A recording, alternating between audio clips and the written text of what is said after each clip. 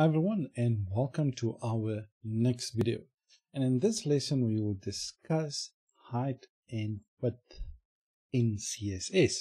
How do we work with the properties and how you can set your width and height in items and things like that. But before we continue, I just want to add a container class. Container. So let me just quickly copy this, copy it, and paste it in there as well. Now the reason why I want to do this, because it's kind of want to show you how we can do this as well. So let me just quickly go into CSS. So we got that. We can delete this for now. Right. So on our container,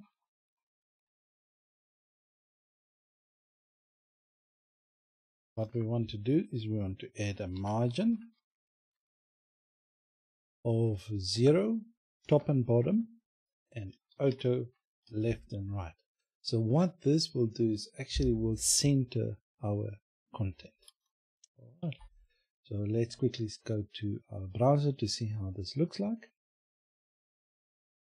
But before we do that, we're just going to add a max width of 400 pixels. So let's see how this looks like.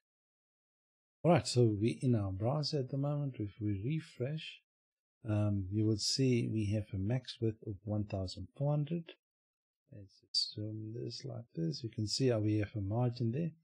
Now the only reason why we don't see anything right there is because if we go to 100%, you will see we got our margin on this side and our margin on this side. But what if we reduce this to, let's say, 500 pixels? Do you see how the margin auto will actually just keep on centering our content right there? So let's go to 200%. This a little bit bigger to 800. Just to make it easier for you guys to see. Right, so let's do it like that. So the max width I'm going to explain to you right now. But before I wanted to actually get into that, I just want to show you what height and width is first before I actually did the max width. But since I already did it, so let me explain it.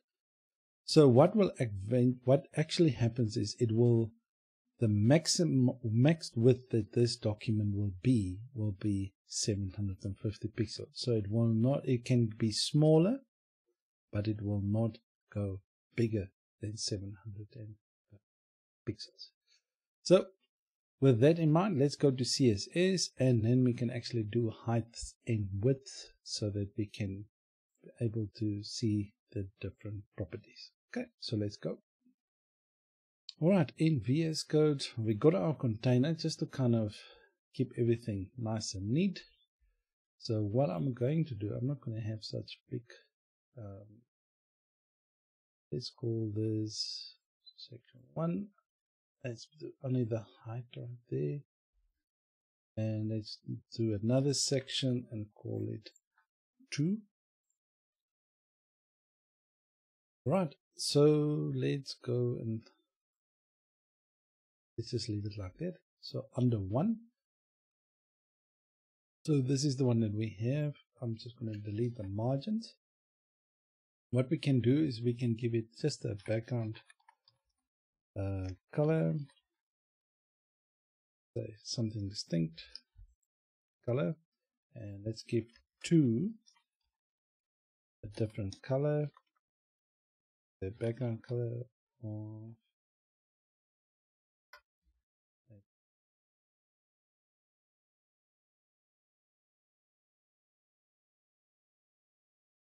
don't want to make the video too long, so I'm just going to be a little bit faster. Alright, so we have our 2 divs right there. So let's just add some spacing between the two. I'm just going to give this one a margin top of, yeah, let's give this one a margin top. Right, so we're going to give this one a margin top just to kind of top of, let's say 4 rem, so that will be big enough. As you can see, we separated them quite nicely.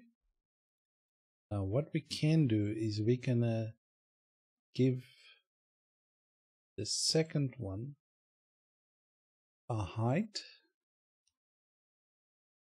of, let's say 4 rem. See, now we give this one a height of that, and let's give the one a width for them.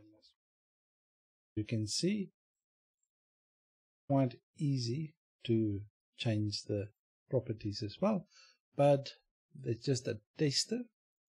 So let's quickly go to CSS. So in order to do heights and widths in CSS, what you do is you just type in height of this one, but instead of pixels that we will normally do, is like 100 pixels. So we're gonna work with view h, means view height, right? So for number one, we're gonna say we need a width of 20 view height. We're gonna give it a width of 30 view width. So let's see how this looks like, and I will explain it in a sec. Right, so view height, to give you an explanation. If you see your window right here, this whole browser window, it's divided into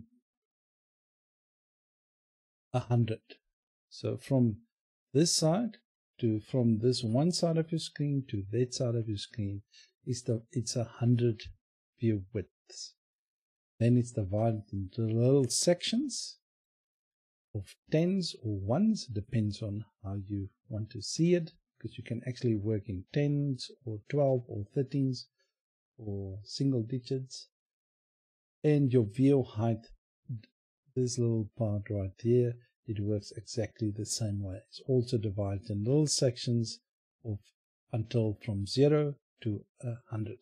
So basically what this does, now we added, let me just see, on one we added 20 view widths, 30 view widths, so that means from here to there is 30% of the view width, and from there it's 20 view heights. So what you can also do, let's say you have content, you can actually set a minimum height as well, as like what we did with the container, where we actually set a max width. You can actually do a min width, a minimum height, and a maximum height as well. Right, so let's give this green one, you know what, let's do this one right here, the container class. Let's give it a min height of 100 view height. Give it a background color of, let's say, light gray. See it easy, let's make it darker. So what it will do is it will actually, let me close this part right there, it will actually fill up the screen, as you can see right here. Sorry about that. It will actually give it a full width from the top right there to the bottom. It will actually fill the view height. So that's its minimum that it will do.